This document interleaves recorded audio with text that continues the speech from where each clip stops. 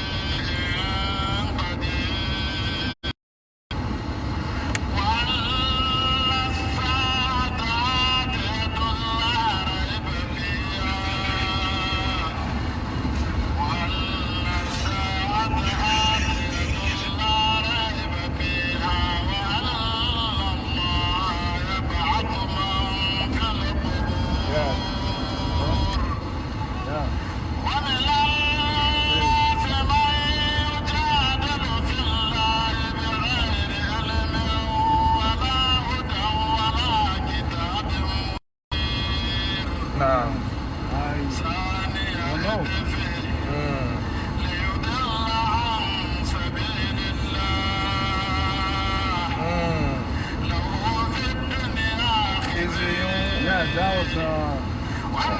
That was from last time. So you said I broke it down to 2. I want to put all that stuff together.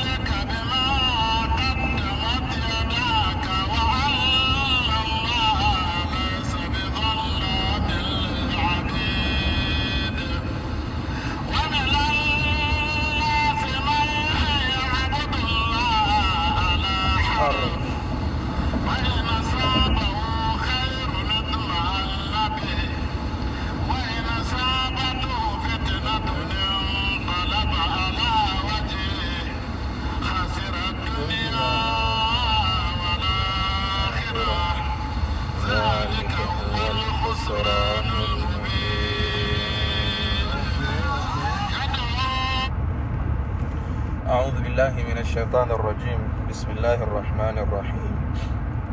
الحمد لله رب العالمين والعاقبة للمتقين ولا عدوان إلا على الظالمين، وأشهد أن لا إله إلا الله وحده لا شريك له، وأشهد أن محمدا صلى الله عليه وآله وسلم عبد الله ورسوله. أما بعد. Brothers and sisters in Islam, we thank the Almighty Allah for giving us another opportunity to be here once again. We thank Him for His mercies that He's bestowed upon us.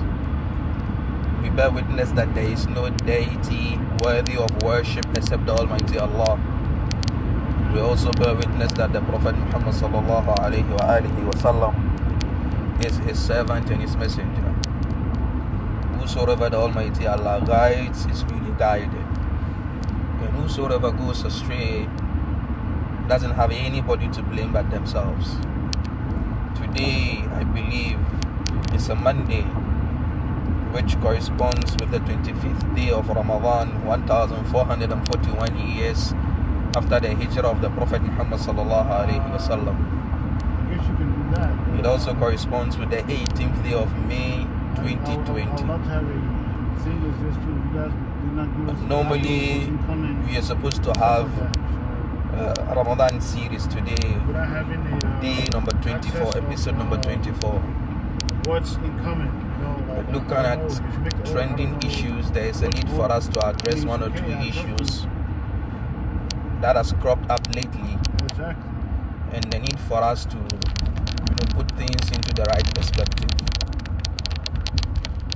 Alhamdulillah, the Almighty Allah has blessed us with Islam, and He has made Islam part and parcel of our lives. And in Islam, we are charged to be truthful and honest in our dealings. Some few days ago, we were faced with the unfortunate incident of one of our, Muslim brothers who was nominated by the president to be a member of the Supreme Court of Ghana. It was a point where I believe it's the first that has ever happened in our history, where you have a Ghanaian or a Muslim who has been, appointed to that apex court of the country. Yes, even though people might say he was not because he was a Muslim, but I believe strongly that the fact that he was a Muslim or he's a Muslim played a pivotal role in his appointment.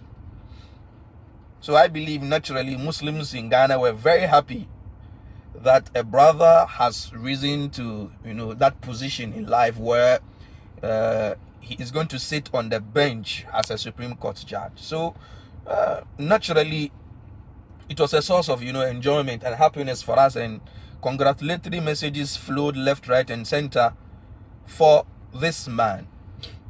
And I quite remember on the 20th day of March this year, one of our journalists by name Sarauta Saliu, a very great man that I respect a lot, who is a journalist in our Ghanaian Hausa language, he posted on his page that the said nominee, Justice Amadou Tanko, had invited some Muslim scholars or clerics to have a Quran recital in his home, that is to pray to the Almighty Allah to ward off COVID-19.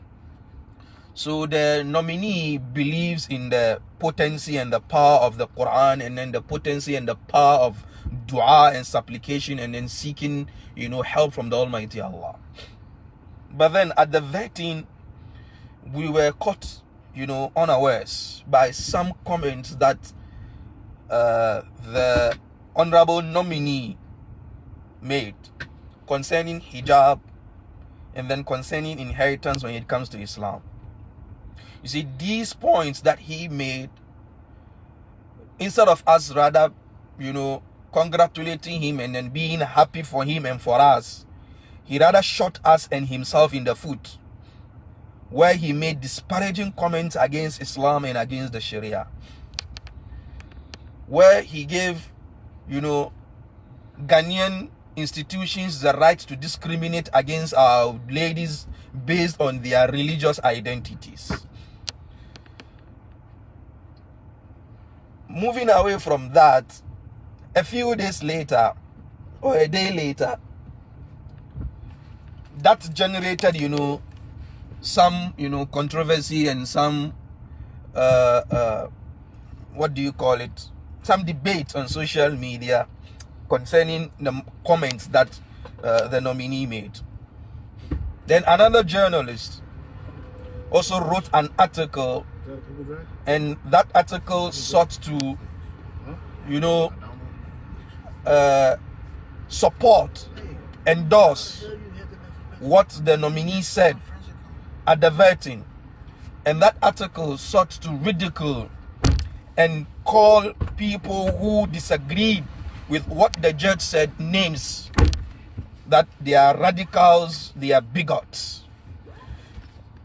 And that article, met a huge backlash from the Ghanaian Muslim community, because the writer of the article should have known better. The writer of the article just expressed his, ignorance concerning Islamic law and issues concerning Islam. For me, what the justice said in the vetting room was not as appalling and disgusting as what that journalist wrote, trying to support what the justice said. From that day till now, we've not had the justice come out to come and, retract his statement or issue an apology or whatever. But this journalist took upon himself the job to do damage control.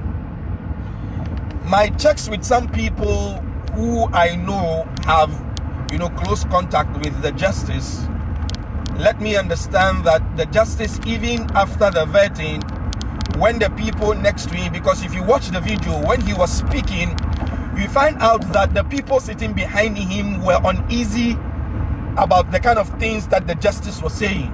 They were very, very sad. So I believe after the vetting, they called his attention to these comments, and then I'm reliably informed that he showed remorse and regret concerning the statement that he made. And I believe also that the leader Coalition of Muslim Organizations of Ghana met him in his residence, someone of prominence who have no cause to doubt him, relayed this message that they met him, and then they made it clear to him that those statements he made were wrong, and that there was a need for an apology or a retract or a rejoinder on that. But we are still waiting for that rejoinder. Then yesterday we were met with another boom of a missile. That journalist who wrote that bogus, frivolous, empty article in supporting what he said, in trying to cover up his track, in trying to cover up whatever debt he has, he visited our prominent Sheikh in his house, and then he posed Sheikh, and then he twisted the questions in trying to find a way to figure whatever he said, in trying to get Sheikh to speak in line with his ideologies that he professed. First and foremost, the issue of Sheikh, our father, our grandfather, our Imam, is a very delicate one. And you know very well that our custom, our traditions in Islam is very, very, careful about how we relate with such people. And there was an uproar concerning the way Sheikh was dressed in the video, and the kind of questions Sheikh was asked, and the way Sheikh answered. I'm reliably informed that the handlers of Sheikh have issued a statement concerning this, even though it's not a written statement, that they've tried as much as possible to guard Sheikh and then put in place parameters that will control the kind of people who get access to Sheikh. Yes, if you know Sheikh very, very well, if you want to see him, you go to his house, you will get access to him. There are protocols in his house, and he has refused that. Sheikh doesn't want any protocol for anybody to see him. So you go to his house, you find him sitting in his porch with his table and books. He's reading, he's researching, he's writing. Up till now, he's researching, he's reading, he's writing. So most often than not, personally, if I want to see, I don't go to the office. I rather go to his house and meet him, because he has allowed that. And the handlers have told us that on time and time again, they try to let Sheikh have a spokesperson, and Sheikh is saying he doesn't need any spokesperson. Maybe through his humility and through his understanding that he wants people to have access to him. Even though we as students and great-great-grand students of Sheikh, we don't agree with that. But then we can't force him. We can't tie his hands. So these are some of the loopholes that this incident has exposed for us as Ahlus Sunnah wal Jama'ah, to have a rethink and a at the way people approach Sheikh. His brother and counterpart, Imam Nuh Sharbutu, you dare not go to Sharbutu straightforward. He's like a grandfather to me. But if I'm visiting him, you dare not go straightforward, because that office has handled that better than we are doing. Even it is not entirely our fault, because Sheikh has refused. Even Al-Gaji, the first aid group of Ahlus Sunnah wal Jama'ah, decided to give Sheikh 24-hour security. The scouts have agreed they are going to give Sheikh 24-hour security, but Sheikh has refused. You can't force him. So that is the loop through which that journalist got that opportunity to visit Sheikh. He's realized that his PR job of damage control for what the justice said is not working. He's rather receiving a backlash, instead of doing the needed of retracting his statement, writing a new article to apologize for saying that he's trying rather to muddy the water further. And what has he done now? Let me visit Sheikh. Let me twist the statement. Same way I did to Fofana on Metro TV some years back. I pushed him, I asked him some questions, I twisted the questions. Fofana made some statements that were very, very disparaging and attacking the reputation of some people. And Fofana had to come back on Metro TV on live television to apologize. And these are not the only incidents. That said journalist has had that opportunity to do some of these things. He's someone I know personally. We share a good relationship. But when it comes to some of these things, we put aside those good relationships we have, and then we call a spade and not a digging tool. You visit Sheikh and look at the manner in which you interview the old man. He was unkempt. This is the Imam of Ahlus Sunnah wal Jama'ah, one of the most respected personalities in the country. If you want to do an interview without mischief, you should have allowed the Sheikh to dress properly, get proper gadgets, and then even inform the office you are a trained journalist and then you know the rudiments of the job. But then, because you have selfish, parochial, mischievous interests, you went through the back door. And this man's dressing was, his buttons were open, he was unkempt, and then you went on further to ask him the very question that was totally different from the exact that is being discussed. We know Sheikh, that for long Sheikh has been an advocate for building infrastructure, and you know he has a company called You Too Can Build. So when Sheikh mentions the need for us to build our own schools, our own hospitals, it is not something that he started saying today or yesterday. It has been something that he has been passionate about. So it's nothing new. And then concerning the remark of Sheikh on hijab, yes, I remember some time ago we embarked on a hijab demonstration and Sheikh didn't endorse it. He made it clear that he's not interested in that because he believes we have other issues. These are the opinions of Sheikh. We can agree or disagree with him on that. Fine, fair enough. Those are his opinions. But then, why do we twist the question to make it sound as if that those of us who are shouting for the hijab, the rights of our Muslim women, we are saying that if they are not given the permission to wear their hijabs in schools, they should stop going to school? Who said that? Why did you make it look like that? This is the first mischief that was committed. Opening Sheikh up for unnecessary attacks. Opening Sheikh up for unnecessary comments.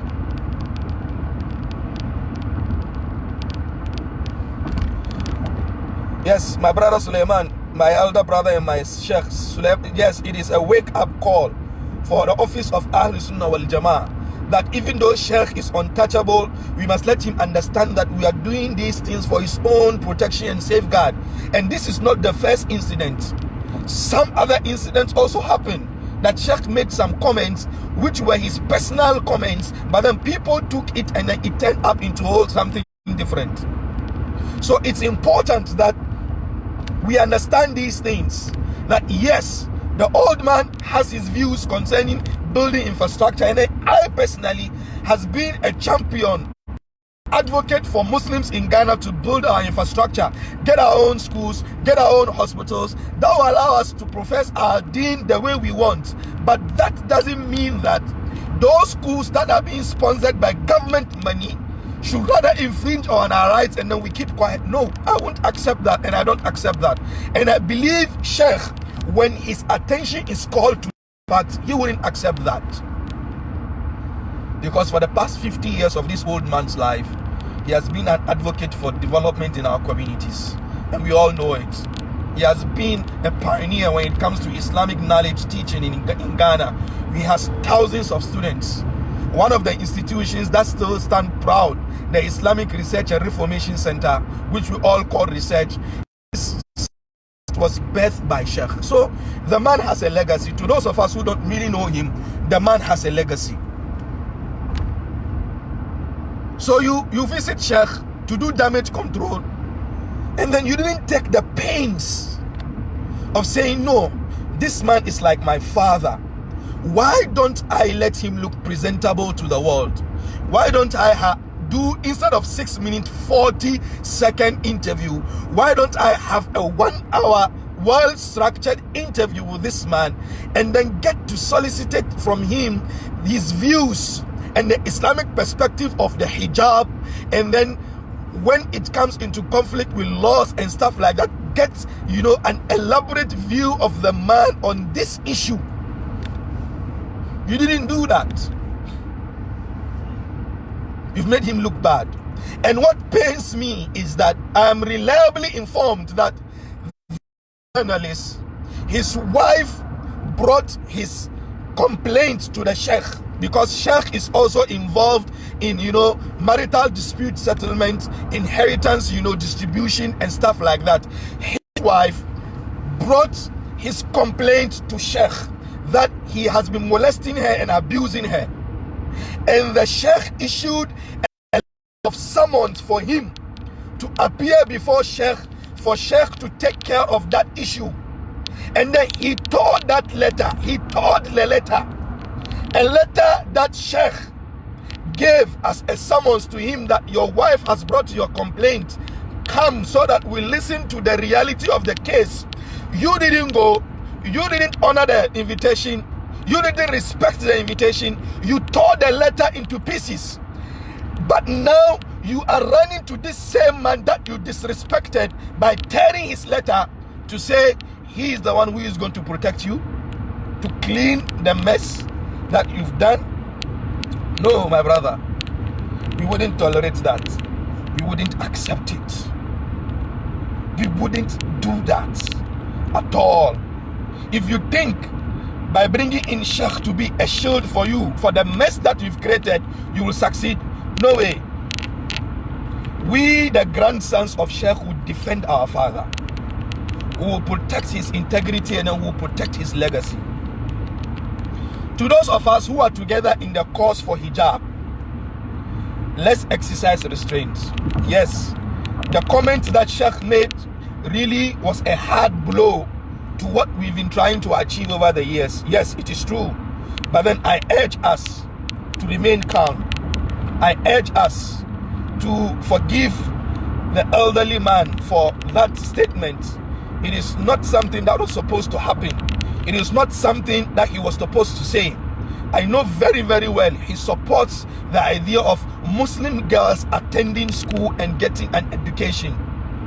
His daughter, or his granddaughter, I believe, not his daughter, his granddaughter, Hajia Aisha Adam Hidr of Ikra, the proprietors and then the CEO and the managers of Ikra Educational School that you have, she is the granddaughter of Haj Umar. And you can see the inroad that my elder sister Hajia Aisha Adam is doing when it comes to education for girl child and then children, the way she has restructured our Islamic education. She is his granddaughter, and I believe her grandfather has had a great impact in her life when it comes to her education and other aspects. So I'm just trying to call the attention of our brothers and sisters who we struggle together in the hijab fight. Let's remain calm. Yes, we are disappointed. It was a blow in our face. Same way that Justice Tanko's statement was a blow in our face. Same way as that journalist, bogus article sought to erode whatever we've tried to achieve. Yes, Sheikh's statement has been a blow to us. But then we need to understand some of these things and calm down. That this man has been with us, foot by foot. I remember personally, anytime we have anything When I go to him, he gives us the support. He brings, his ideas to the fore. So please, let's exercise restraint. Yes, we have every right to be disappointed. We have every right to feel bad, because the very people that we need to support us are the ones who are punching us. It's very, very painful. And the ones punching us too are the ones that we cannot turn and look into them into the faces and then punch them back. We can't do that because of what he has done for us.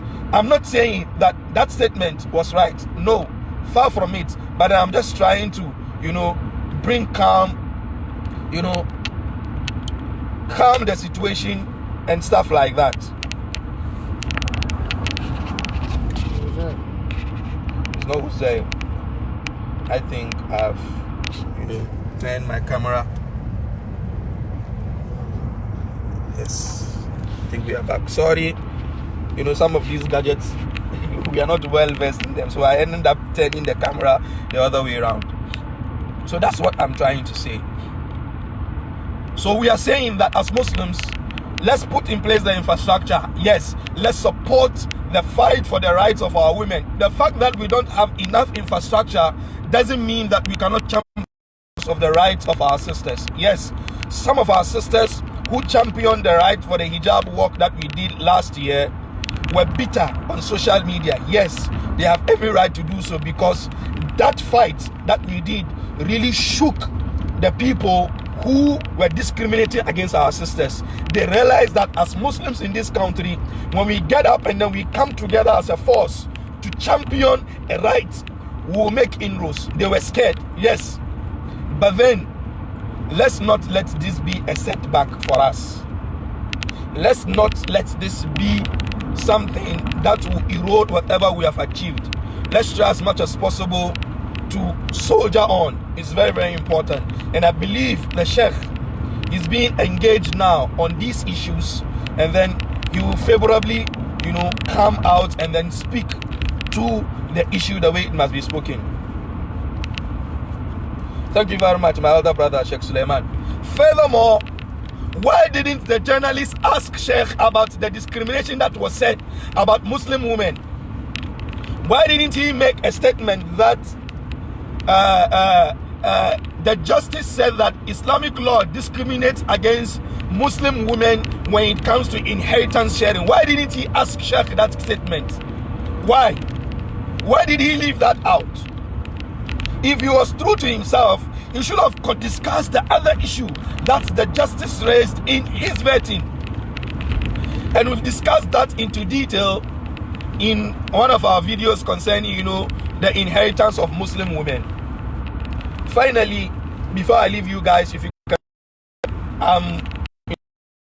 we are traveling to visit someone, and it will be very, very difficult to continue this lesson. But what I want to say finally is that at the end of the video, Sheikh made some comments concerning a young Sheikh in Kumasi.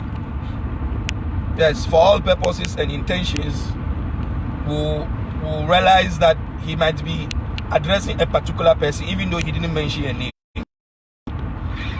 All I want to say to my elder brother, if he's listening to me, or those who are listening to him, who are listening and are closer to him. Okay, tell him. Elder brother, please, don't listen to Grandpa on this issue. I know you've built a reputation over the years. Okay, he can bill it to us. And you are one of the most vocal voices we have in Ahlus Sunnah wal Jama'ah in Ghana now. Yes, it is true. And people will disagree on methodology when it comes to dawah. Yes, it is like that. The Sahaba disagreed on methodology. But I believe that the statement made by Grandpa with respect to you was, with all due respect, not called for. But then, what I will urge you is, let sleeping dogs lie. Don't respond to Grandpa on this one. And I know you wouldn't. And I'm using this as an opportunity to call upon the rank and file of Ahlus Sunnah wal Jama'ah that there is no time that the need for tolerance, understanding, and togetherness is than this time. We need it a lot. Yes, there are differences of opinion. there are differences of methodology. My methodology might not sit down well with you. Your methodology might not sit down well with me. But then the need for us to guard our tongues from making disparaging comments is very, very, very important. So I'll say that I've seen some comments on social media from fellow students like myself concerning the comments that our grandfather made concerning our elder brother or our age mate or our younger brother. It's very, very unfortunate. So I want to use this opportunity to let us smoke the peace pipe. Some of these things must happen for us to reassess our movement and readjust, and then we soldier on. We need to have a united front. We need to have peace and understanding within the rank and file of Ahlus Sunnah wal Jama'ah. It's very, very, very important. It's the same way that the need for peace and tranquility to prevail within Muslims in the country is very, very, very, very important. So I'll urge us all to smoke the peace pipe.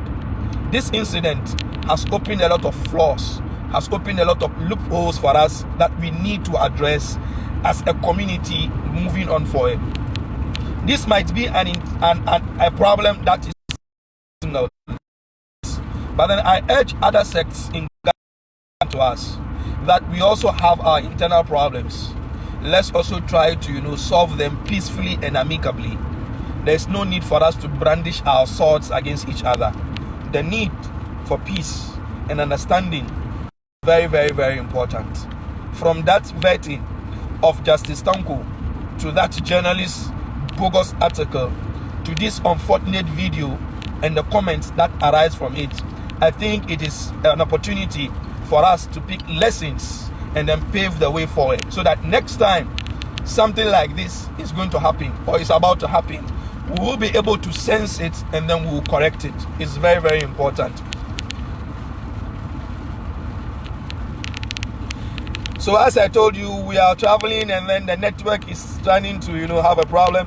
Someone saying it appears he's a supporter of what Justice Tanko said. I've maintained that there is a way in dealing with issues of our leaders, so let's not jump the gun and begin to respect our leaders for their errors. I agree with you, my brother Nuruddin Islam, and this is what we are all trying to call for, that the need for us to yes, in our disappointment, in our disgust, in our having problems with what the elderly people said, let's try as much as possible to do it in a way that will not erode whatever gains we've all achieved together. So it's very, very important that we try as much as possible to put order more. Yes, I know the office is trying its best. Wallahi, the office is doing its best, but then Sheikh is untouchable. Sheikh doesn't want a spokesperson. Sheikh doesn't want a security guard. Want a personal secretary, and that is why his door is always open for anybody to go. But then the fact that Sheikh has opened his door for everybody doesn't mean that those of us who are having access should abuse it at all. I say that let's pray that these things don't happen again. The justice who made that statement, I'm still calling upon the people who are around him to call his attention, to issue a statement, to clarify what he meant, because some people said we didn't understand what he meant. That is why we are complaining about his statement. Fine, bring him, let him come and clarify his statement, because as Muslims we will be proud to see a fellow Muslim sit on that bench. And I was happy, I'm still happy that a Muslim has got access to that Supreme Court, but then I'm still disappointed in the statement that he made. But then the appointment is in the right direction, because at least we will know that we have a brother sitting on that bench. At least if issues are going to be drafted concerning our laws, as a Muslim brother, if he has knowledge of Islamic law, things might be done in a way that will not discriminate against us Muslims. So at least it is a plus for us. But then that statement shot us in the foot. We are supposed now to be congratulating the brother, to be even going to his house to congratulate him and enjoy with him. But then we ended up firing him from left, right and center. beating him left, right, and center. And then some people, in trying to justify what he has said, has drawn our old man into the whole, I don't know what to call it, problem. And now the old man is facing all these, comments. At a time where Muslims were supposed to congratulate a brother for a success well deserved, we are fighting each other. It's quite unfortunate. And that has been our nemesis since day one. So I urge us to remain calm, to smoke the peace pipe, to let sleeping dogs lie, and especially the last statement that our grandfather made in his audio concerning a young scholar in Kumasi. Sheikh didn't mention a name, but then we all know where that bullet was fired. I will call upon my elder brother to let sleeping dogs lie, and I know you always come around for me. May the Almighty Allah safeguard us. May the Almighty Allah bless us. It's an editorial. It is not a question and answer session. This is what I have for you today as our Ramadan series editorial. I already tell the journalists to repent. Go back home, old man, and seek repentance and seek forgiveness from the old man, because you've opened his back for unnecessary attack. Unnecessary attack. If you think by doing that you are helping Justice Uncle, you are rather worsening the case.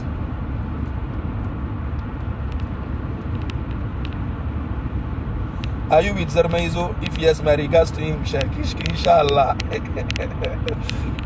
Thank you very much. The Sheikh that commented now, Sheikh Kamil Ishaq Abubakar, is my Sheikh. I studied and still studying under him. So if he has made some of these comments, then it is through the tutelage that they gave us. We will not to make disparaging comments even against our own colleagues. That is why in even addressing the article that journalist wrote, we didn't talk about him. We only attacked the article, and that is what is important for us. So thank you very much for training us, giving us this kind of training. May the Almighty Allah bless you. May the Almighty Allah safeguard us all. Try as much as possible. Let's smoke the pipe. It's very, very, very important. Jazakumullahu khairan. Stay safe. Be good. We're in the last 10 nights of Ramadan. Let's ask the Almighty Allah to forgive us and then help us and then be on our side. It's very, very important that we find ourselves in this time, in these times too. Let's pray and ask the Almighty Allah to safeguard us and protect us. ربنا آتنا في الدنيا حسنة وفي الآخرة حسنة وقنا عذاب النار. ربنا لا تزغ قلوبنا بعد إذ هديتنا وهب لنا من لدنك رحمة إنك أنت الوهاب. ربنا إنك جامع الناس ليوم لا ريب فيه إن الله لا يخلف الميعاد. ربنا إننا سمعنا مناديا ينادي للإيمان أن آمنوا بربكم فآمنا فاكتبنا مع الشاهدين. سبحانك اللهم وبحمدك نشهد أن لا إله إلا أنت نستغفرك ونتوب إليك. السلام عليكم ورحمة الله وبركاته.